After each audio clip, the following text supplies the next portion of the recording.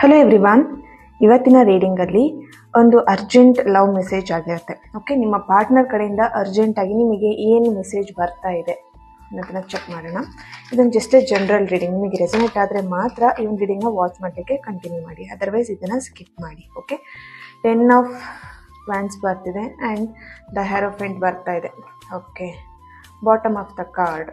C, ನಿಮ್ಮ person ಇಲ್ಲಿ ನಿಮಗೆ ಅರ್ಜೆಂಟಾಗಿ ಹೇಳ್ತಿರೋಂಥ ಮೆಸೇಜಸ್ ಬಂದುಬಿಟ್ಟು ಅವರು ಇವಾಗ ಕರೆಂಟ್ ಸಿಚುವೇಷನಲ್ಲಿ ತುಂಬಾ ಟೆನ್ಷನಲ್ಲಿದ್ದಾರೆ ಆ್ಯಂಡ್ ತುಂಬಾ ವರಿ ಮಾಡ್ತಿದ್ದಾರೆ, ಭಯ ಪಡ್ತಾ ಇದ್ದಾರೆ ಆ್ಯಂಡ್ ತುಂಬಾ ಅಲೋನ್ ಫೀಲ್ ಮಾಡ್ತಿದ್ದಾರೆ. ಸಡನ್ನಾಗಿ ಆಗಿರೋಂಥ ಪ್ರಾಬ್ಲಮ್ಸ್ ಅವರಿಗೆ ತುಂಬಾ ಟೆನ್ಷನ್ ಆಗಿದ್ದಾರೆ.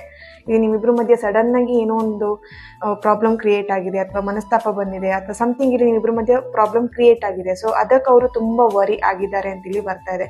ಅವರಿಲ್ಲಿ ಅರ್ಜೆಂಟಾಗಿ ನಿಮಗೆ ಹೇಳ್ತಿರೋಂಥ ಮೆಸೇಜಸ್ ಬಂದುಬಿಟ್ಟು ಆದಷ್ಟು ಬೇಗ ಈಗ ಆಗಿರೋಂಥ ಪ್ರಾಬ್ಲಮ್ನ ನಾನು ಸರಿ ಮಾಡ್ತೀನಿ, ಸ್ವಲ್ಪ ದಿನ ನನಗೆ ಟೈಮ್ ಕೊಡು, ಟೈಮ್ ತೊಗೊಂಡು ನಾನು ನಿನಗೆ ಈಗ ಆಗಿರೋಂಥ ಸಿಚುವೇಶನ್ಗೆ ನಾನು ಕ್ಲಾರಿಟಿನ ಕೊಡ್ತೀನಿ, ಇದಕ್ಕೆ ನಾನು ಏನು ಅಂತ ಹೇಳ್ಬಿಟ್ಟು ಆನ್ಸರ್ನ ಮಾಡ್ತೀನಿ, ಯಾಕೆ ಈ ಥರ ಆಗಿದೆ ಅನ್ನೋದನ್ನು ನಾನು ಆನ್ಸರ್ ಮಾಡ್ತೀನಿ, ಸ್ವಲ್ಪ ಟೈಮ್ ಕೊಡು ಅಂತ ನಿಮಗೆ ನಿಮ್ಮ ಪರ್ಸನ್ ಹೇಳ್ತಿರೋಂಥ ಮೆಸೇಜಸ್ ಆಗಿದೆ. Okay, thank you. ಇದು ಯಾರಿಗೆಲ್ಲ ರೆಸೊನೇಟ್ ಆಯಿತು ನನಗೆ ಕಮೆಂಟ್ ಮೂಲಕ ತಿಳಿಸಿ 333 ಅಂತ ಹೇಳಿ.